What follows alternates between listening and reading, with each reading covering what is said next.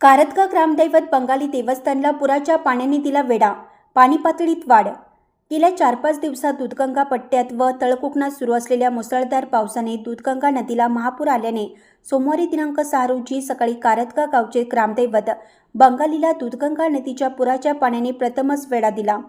तळकोकणात व दूधगंगा पट्ट्यात पावसाने जोरदार हजेरी लावल्याने दूधगंगा व वेदगंगा पंचगंगा नदीची पाणी पातळीत वाढ होत आहे. बारवाड कारतगा खडकोळ बंधारीवजा पूल रविवारी दिनांक 5 रोजी सकाळी पाण्याखाली गेल्याने या मार्गावरील वाहतूक सेवा ठप्प झाली असून दुसऱ्या मार्गाने वाहतूक सेवा सुरू आहे. पावसाची संततधार सुरूच असल्याने दूधगंगा नदीची पाणी पातळी वाढून कारतगा दूधगंगा काठावरील असलेल्या ग्रामदैवत बंगाली देवस्थानला पुराच्या पाण्याने वेढा दिला. पुराच्या पाण्यात वाढ होत असल्याने भक्तांना दर्शनासाठी जाण्याचा मार्ग बंद झाला आहे.